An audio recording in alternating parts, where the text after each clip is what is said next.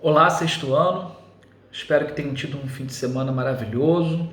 Espero que todos tenhamos uma semana abençoada, uma semana muito produtiva, de bons estudos, né? Continue se cuidando, se protegendo e vamos seguir em frente. A gente está na unidade frase, oração e período. Queria dizer a vocês que eu pedi para que vocês façam a unidade 3 da apostila que vocês têm aí em casa com vocês. É o nosso livro, né?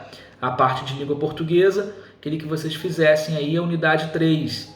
A gente já encerrou a unidade 1 e a unidade 2 em sala de aula. E aí agora vocês vão terminar aí, vão começar a realizar a unidade 3. Qualquer dúvida em relação às páginas ou algum exercício que você esteja em dúvida se é para fazer ou não, pode mandar um e-mail que eu respondo para você, não tem problema nenhum, tá? Então, eu quero que vocês façam a unidade 3, menos a parte de produção de texto, aquela parte que era destinada às aulas de redação, com a professora Andréia. Deixem toda essa parte de produção de texto em branco e façam só a parte de interpretação de texto, a parte de gramática, tudo isso vocês podem fazer, tá? Façam com calma, dividam o número de páginas, cada dia você faz um pouquinho. Então você pode me entregar isso tudo na sexta-feira, dia 15 de maio. Vocês têm aí, ó, hoje, segunda, terça, quarta, quinta e na sexta vocês podem me mandar até o fim do dia as páginas, tira uma fotinha das páginas e manda aqui por e-mail para mim, tá bom? Qualquer dúvida que surja durante a realização da atividade, pode continuar me mandando e-mail perguntando, ok? Não tem problema nenhum.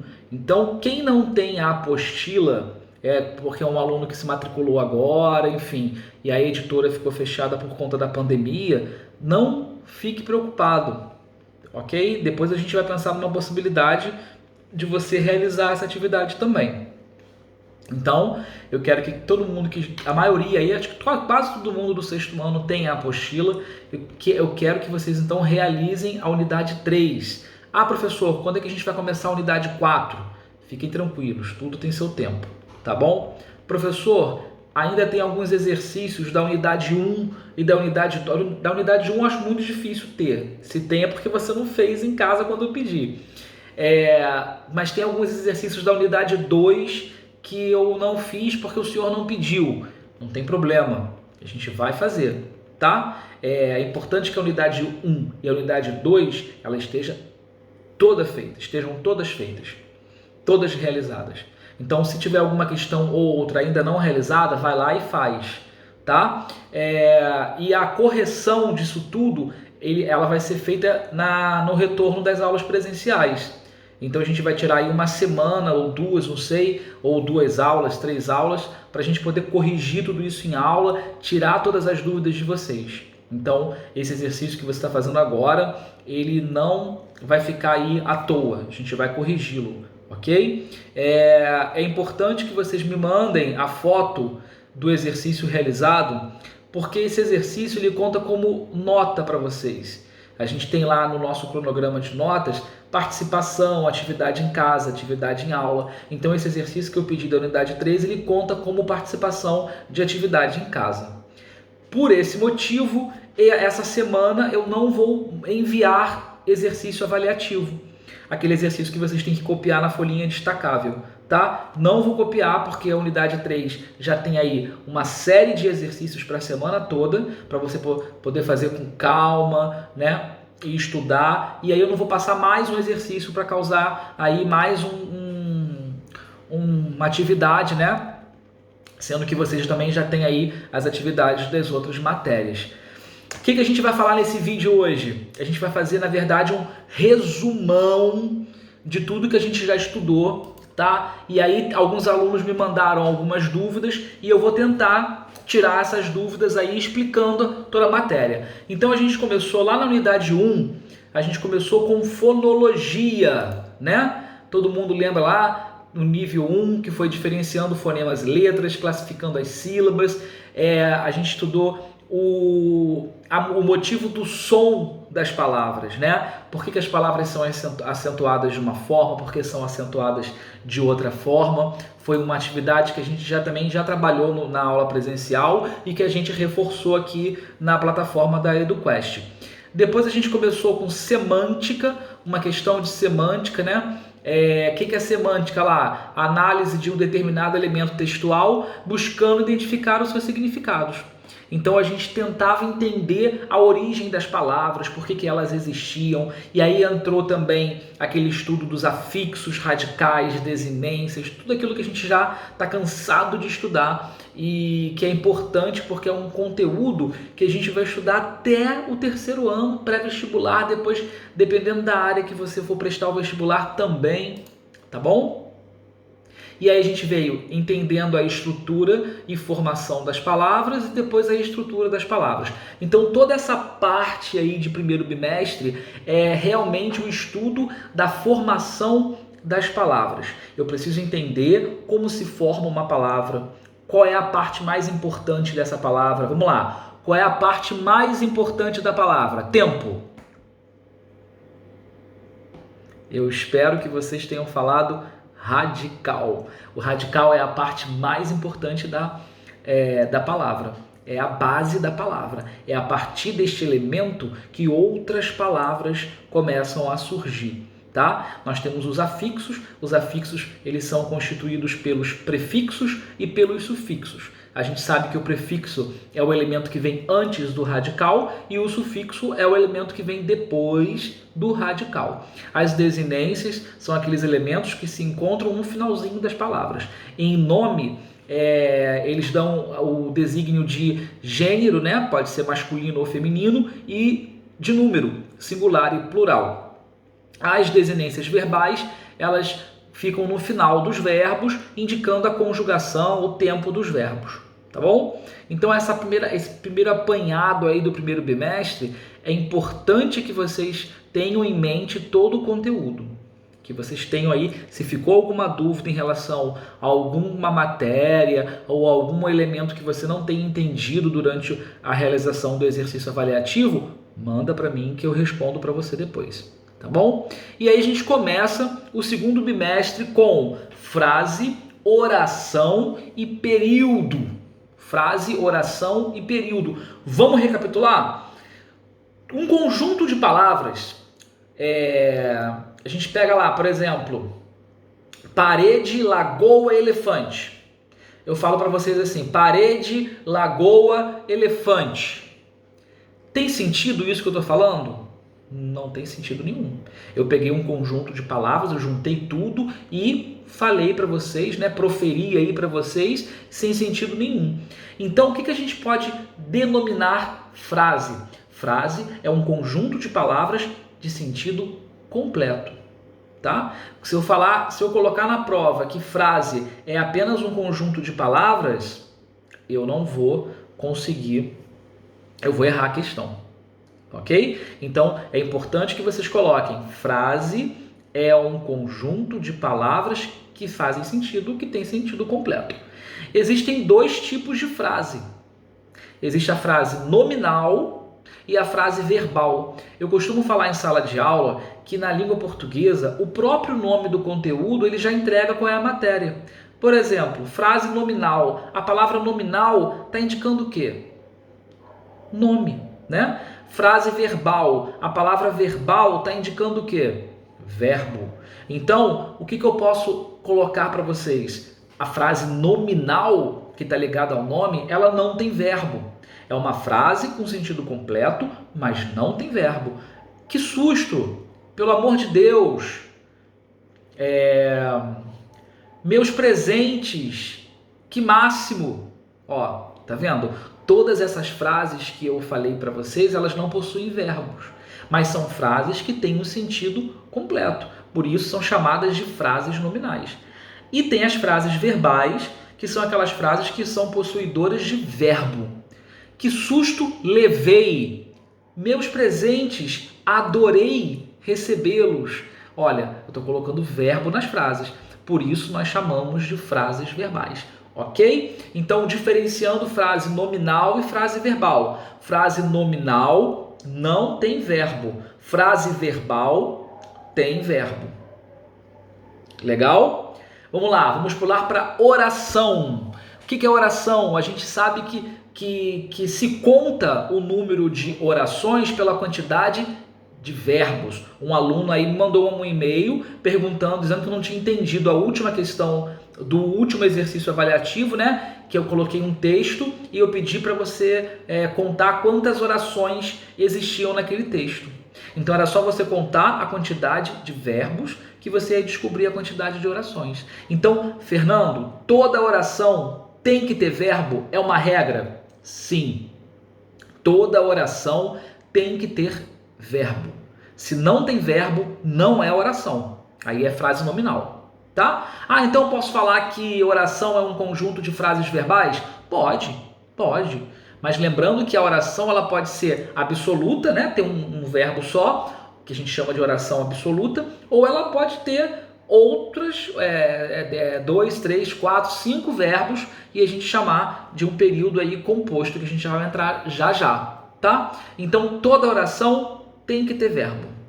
Toda oração, Fernando, se eu tenho no meu texto a seguinte frase, o seguinte período: estava estudando pela manhã. Eu tenho duas orações porque eu tenho dois verbos, né? Estava estudando. Não, você tem uma oração só. Estava estudando pela manhã.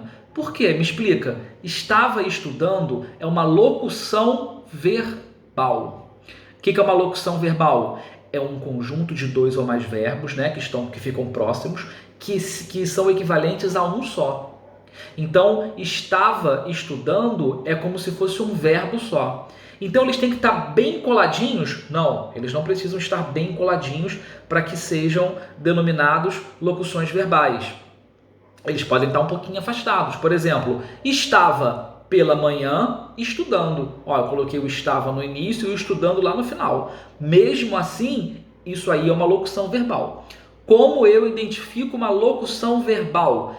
Recapitulando, locução verbal, dois ou mais verbos com o sentido de um verbo só, tá? Como eu identifico?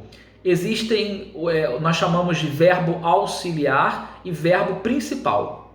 O verbo auxiliar, por exemplo, nesse exemplo foi maravilhoso. Vamos lá, estava estudando, ó, estava é o verbo auxiliar. Estudando é o verbo principal. Reparem que no verbo auxiliar ele vai estar sempre conjugado, tá? Ele vai estar sempre conjugado em qualquer tempo verbal. Agora o verbo principal ele vai se encontrar sempre na forma nominal do verbo. Vamos recapitular. Quais são as três formas nominais do verbo? Infinitivo, né? Que são aqueles verbos que terminam em ar, or, ir. Nós temos o particípio, que termina em DO, em DA, e nós temos o gerúndio, que termina em NDO. Tá? Essas são as três formas nominais do verbo. Me dá um exemplo, Fernando, a palavra correr.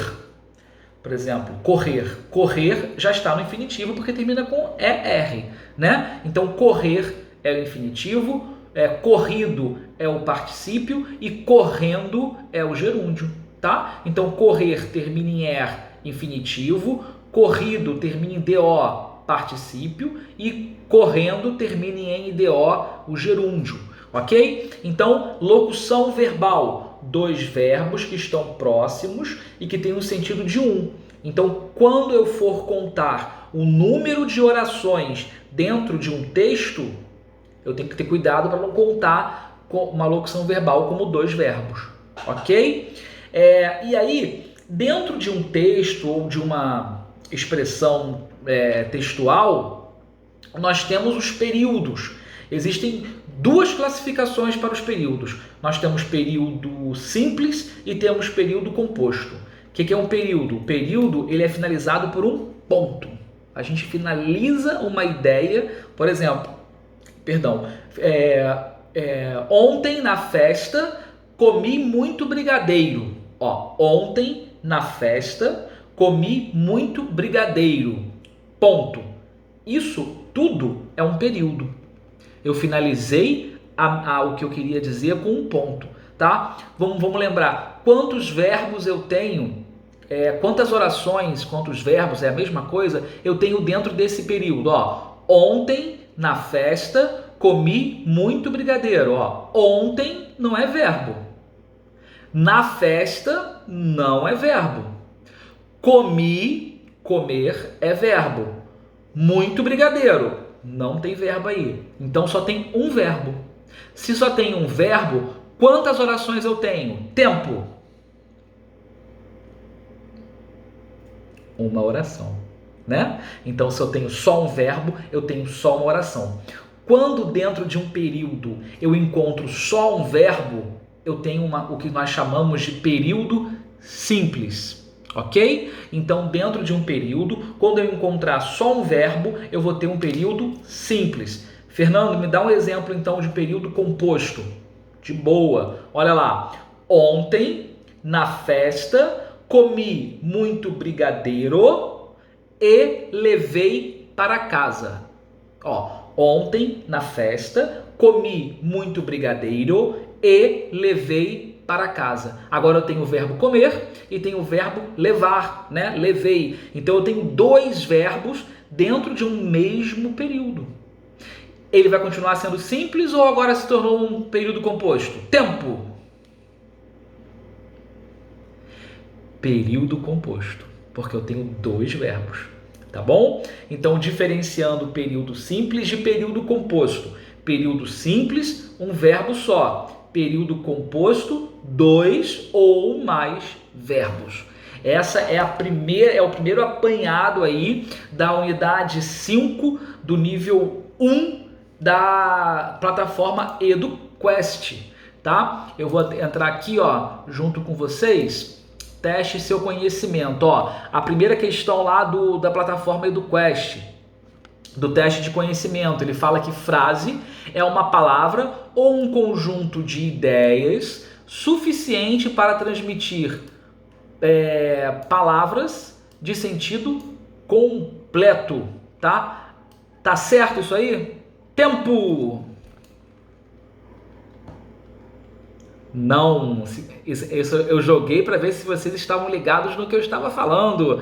Frase eu falei isso no início aí, quase no iniciozinho do vídeo. Frase é uma palavra ou um conjunto de palavras, tá? É uma palavra ou um conjunto de palavras. Então, fiquem ligados para que vocês não errem às vezes por uma bobagem. Uma frase pode ou não ter verbo. Isso é verdadeiro ou falso?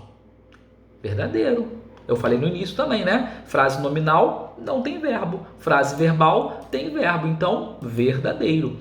Marque os exemplos de frases nominais. Aí a plataforma coloca lá. Choveu muito ontem. Choveu não é verbo?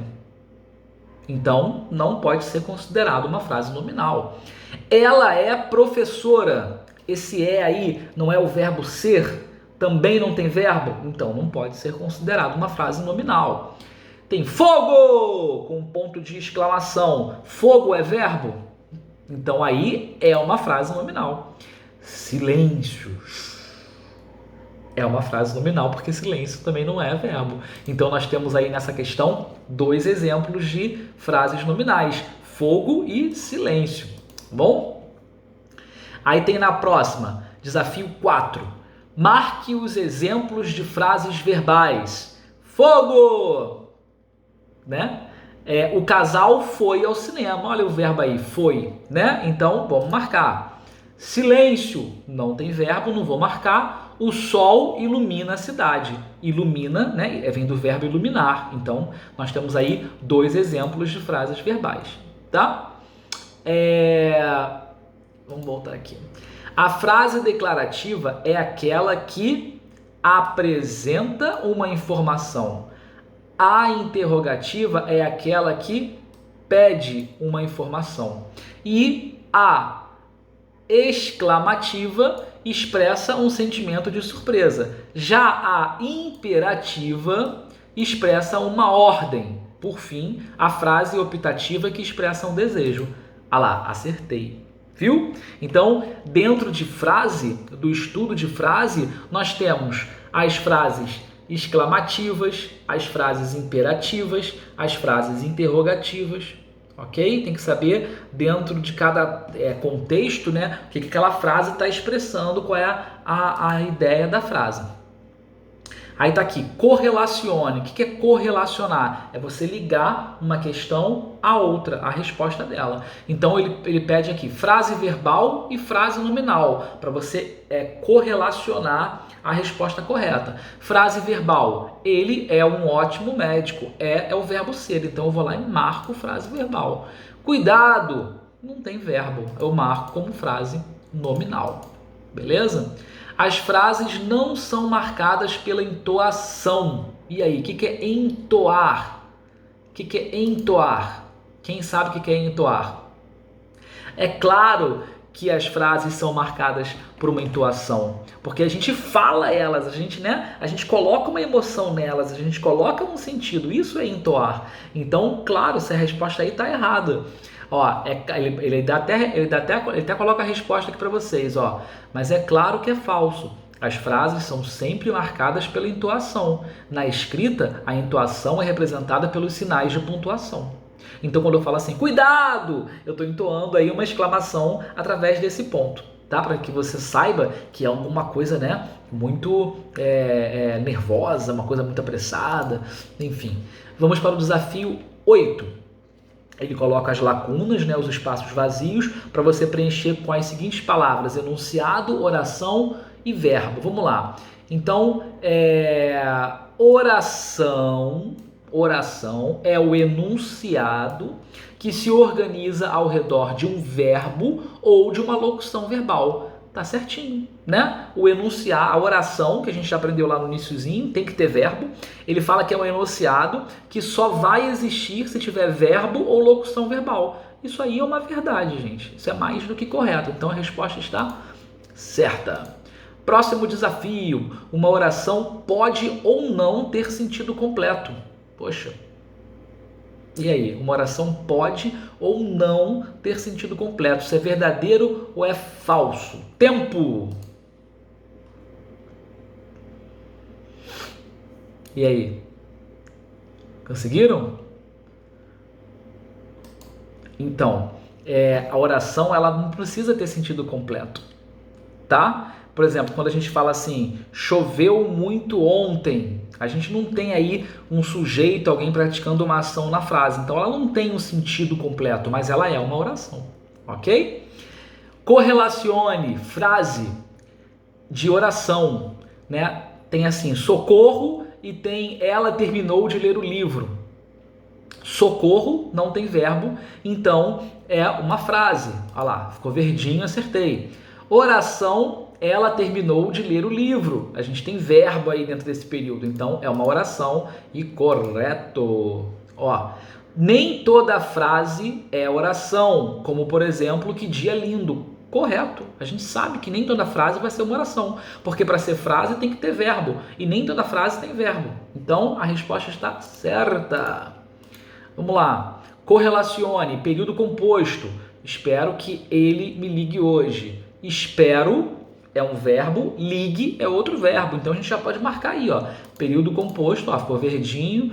E aí ele dá o exemplo de período simples. Ela está estudando. Aí só tem um verbo. Então é um período simples, eu marco que ficou verdinho. Enunciados que isoladamente não tenham sentido completo podem constituir frases como, por exemplo, você costuma ir ao cinema? Costumo. Então vamos lá, enunciados que isoladamente não tenham sentido completo podem constituir frases, tá? Essa questão aí, ela é verdadeira. A gente sabe que elas não necessariamente precisam constituir um sentido completo, né? Ó, tem as lacunas de novo no desafio 14 e bota lá, o período simples é formado somente por uma oração.